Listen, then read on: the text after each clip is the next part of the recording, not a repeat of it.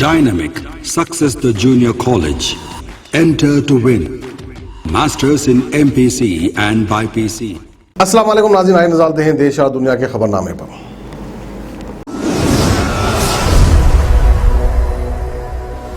सच news के खबरनामे में आप सबका इस्तकबाल है। आज की सबसे बड़ी खबर आ रही है, मोदी मंत्रिमंडल में फेरबदल के पहले स्वास्थ्य मंत्री हर्षवर्धन ने भी अपना इस्तीफा दे दिया है। दरअसल कैबिनेट में फेरबदल के कुछ दिन पहले ही काम की समीक्षा के आधार पर कुछ मंत्रियों की छुट्टी तय मानी जा रही है। कोविड-19 में मोदी सरकार पर काफी सवाल उठे हैं। स्वास्थ्य मंत्री हर्षवर्धन को लेकर भी बातें चल रही है। फिलहाल बताया जा रहा है कि पुराने और नए मिलाकर कुछ 43 मंत्री शपथ लेने वाले हैं। मंत्रिमंडल विस्तार में कम से कम 14 मंत्रियों को शामिल किए गए जाने वाली संभावना बढ़ रही है। सोर्सेस की माने तो अभी तक मिली जानकारी के मुताबिक स्वास्थ्य मंत्री हर्षवर्धन, रमेश पोखरियाल जो कि शिक्षा मंत्री हैं और संतोष गंगवार जो कि श्रम मंत्री हैं, उन्होंने इस्तीफा दे दिया है। इसके साथ ही संजय धोत्रे, देबाश्री चौधरी और रतनलाल कटारिया ने भी मंत्री पद से रिजाइन कर दिया है। वहीं अगली बड़ी खबर आ रही ममता बनर्जी को लेकर, जहां पर कलकत्ता हाई कोर्ट के जज कौशिक चंदा ने ममता बनर्जी पर जुर्माना लगाया है। बताया जा रहा है कि जुर्माना 5 लाख रुपए का लगा है। ऐसे में कौशिक चंदा ने नंदीग्राम निर्वाचन चुनाव में अधिकारी की जीत को चुनौती देने वाली ममता बनर्जी की याचिका पर खुद को अलग कर लिया है। न ही सिर्फ इतना, बल्कि जस्टिस कौशिक चंदा ने ये भी कहा है कि केस की सुनवाई से पहले ही मेरे फैसले को प्रभावी यानी कि बदलने की पूरी कोशिश की गई है। बताया जा रहा है कि पश्चिम बंगाल की मुख्यमंत्री ममता बनर्जी ने कलकत्ता हाई कोर्ट को खत कर कहा था कि उनकी याचिका की सुनवाई किसी और जज को दी जानी चाहिए। ममता बनर्जी ने नंदीग्राम सीट से भाजपा शुभेंदु अधिकारी के जीतने के खिलाफ अपनी याचिका दाखिल की थी। वहीं एक और बड़ी सनसनीखेज खबर दिल्ली से आ रही है। दिल्ली के वसंत विहार इलाके में एक डेथ यानी कि हत्या का एक चौंका देने वाला मामला सामने आ रहा है। पूर्व केंद्रीय मंत्री PR कुमार मंगलम की पत्नी की बेरहमी से हत्या कर दी गई है। 67 साल की किटी मंगलम की मुंह दबाकर हत्या की गई है। घर के धोबी ने सनसनीखेज वारदात को अंजाम दिया है। पुलिस ने फिलहाल धोबी राजू को गिरफ्तार कर लिया है। उसके साथियों की तलाश भी जारी है। वहीं एक और बड़ी अफसोसनाक खबर आ रही है दिलीप कुमार को लेकर। अपनी लाजवाब अदाकारी से हिंदुस्तानी सिनेमा में अपनी छाप छोड़ने वाले दिलीप कुमार का आज इंतकाल हो गया है। दिलीप कुमार का असली नाम यूसुफ खान था। हिंदी फिल्मों के सबसे ज्यादा चहीते अभिनेताओं यानी कि एक्टर्स में से गिने जाने वाले एक शख्सियत दिलीप कुमार थे। वहीं एक और बड़ी खबर आ रही है मध्य प्रदेश से, जहां पर इतनी हलचल मच गई कि नर्सों ने हड़ताल कर दी है। ऐसे में हाई कोर्ट ने कहा है कि 24 घंटे में काम पर दोबारा लौटें तमाम वर्कर्स। मध्य प्रदेश में अपनी 12 सूत्रीय मांगों को लेकर हड़ताल कर रही नर्सों जबलपुर हाई कोर्ट ने एक बड़ा झटका दिया है। अधिकार दिया है कि फौरन 24 घंटे में वापस अपने काम पर लौटा जाए। लेकिन सिर्फ इतना ही नहीं, इसके साथ हाई कोर्ट ने नर्सों की मांगों को लेकर भी सरकार को अहम ऑर्डर्स देते हुए कहा है कि सरकार एक हाई पावर कमेटी को बिठाए जो एक हफ्ते के अंदर ही तमाम मांगों पर विचार यानी कि सोचने करने का फैसला शुरू करेगी। इस हाई पावर कमेटी में डायरेक्टर हेल्थ और वित्त सचिव समेत 4 और लोग शामिल होंगे। वहीं एक और सनसनीखेज खबर आ रही है। दिल्ली पुलिस ने कीर्ति नगर और मंगोलपुरी में 2 फर्जी कॉल सेंटर्स का भांडा फोड़ दिया गया है। ऐसे में तकरीबन 96 लोगों को गिरफ्तार किया गया है। इन लोगों पर सोशल सिक्योरिटी स्कीम रिन्यू करने के बहाने अमेरिकन कस्टमर्स को ठगने का इल्जाम लगा है। वहीं एक और बड़ी खबर भी दिल्ली से आ रही है। दिल दहलाने वाली के नांगलोई में एक केमिकल फैक्ट्री में आग लग गई है। इस हादसे में फायर टेंडर मौजूद है। आग पर काबू पाने की कोशिश की जा रही है, लेकिन अब तक किसी की जान पर बान की खबर नहीं आई है। वहीं एक और बड़ी खबर आ रही है कि RJD नेता तेज प्रताप यादव की अचानक तबीयत बिगड़ गई है। उनको काफी तेज बुखार है और सांस लेने में भी दिक्कत हो रही है। बड़े भाई की तबीयत बिगड़ने की खबर को सुनते ही बिहार के नेता प्रतिपक्ष तेजस्वी यादव हालचाल लेने के लिए उनके पास पहुंच गए हैं।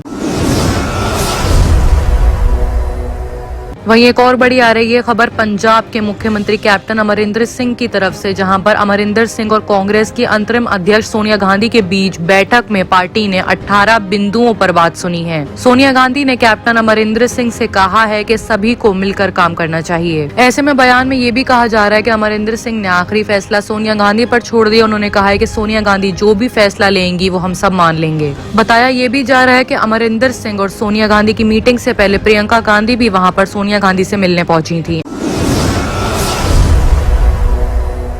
आइए अब बात करते हैं इंटरनेशनल खबरों की, जहां पे सबसे बड़ी खबर आ रही है पाकिस्तान के लाहौर से, जहां पर लाहौर बसाने वाले आर्किटेक्चर सर गंगा राम की समाधि को दोबारा से खोल दिया गया है। लाहौर में 10 साल बाद फिर से इस जगह को खोला गया। कुछ लोगों ने यहाँ पर कब्जा कर लिया था। कई सालों तक इस पर ध्यान नहीं दिया गया और समाधि स्थल का स्ट्रक्चर भी खस्ता हाल हो गया था। करीब 5 साल पहले लाहौर के इवैक्यू ट्रस्ट प्रॉपर्टी बोर्ड ने कानूनी लड़ाई लड़कर इस जगह को कब्जे से छुड़वाया है।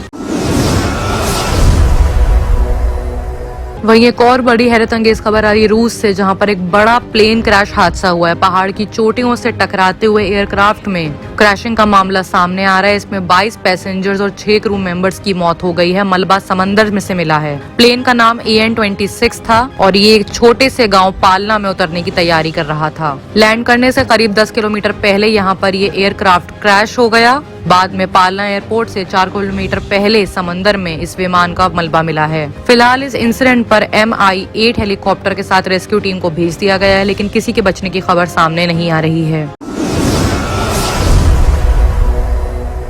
वहीं एक और बड़ा खुलासा ईरान ने किया है। ईरान ने जून में हुए परमाणु केंद्र हमले के लिए इजराइल को जिम्मेदार ठहराया है। सोर्सेस की माने तो अनुसार ईरान के मंत्रिमंडल के प्रवक्ता अली राबोई ने कहा है कि ये कथित हमला ईरान के परमाणु करार को लेकर शक्तियों के साथ किया गया है। रोबाई ने कहा है कि यहूदी शासन ने ये दिखाने के लिए ऐसी हरकतें करी हैं कि वो ईरान को रोक सकता है और ईरान के साथ कोई बातचीत की जरूरत नहीं है, लेकिन जब भी कभी नुकसान पहुंचाने के इरादे से कोई हमला किया है तब हमारी ताकत और ज्यादा बढ़ गई है।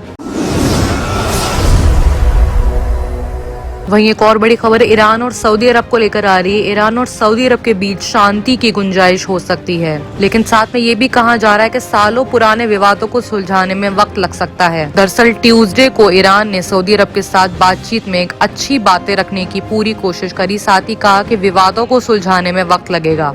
बता देते हैं कि सऊदी और ईरान में यानी कि दोनों देशों में सदियों से चले आ रहे शिया सुन्नी मतभेद के अलावा इजराइल भी एक बड़ा मसला है। ईरान पर हुई जितनी भी विद्रोह के सपोर्ट में कोई भी मुस्लिम मुल्क नहीं बोल रहा है। सऊदी की इजराइल से करीबी भी एक वजह है। साथ ही ये भी देखा जा रहा है कि जब सऊदी अरब ने कतर पर कई तरह की पाबंदियां लगाई थी तो उसने ईरान और तुर्की से नजदीकियां बढ़ा ली थी।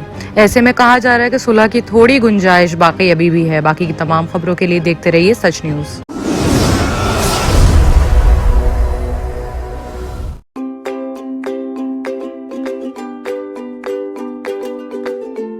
Every child's success story starts here, like a multifaceted diamond. Every student who steps into Success School shines with brilliance, sculptured by teachers polished to perfection. If opportunity does not knock, I will build a door. To us, success comes in cans, not in can'ts. Success is falling 9 times, getting up 10. Some people dream of success, others put their heart and soul into working for it.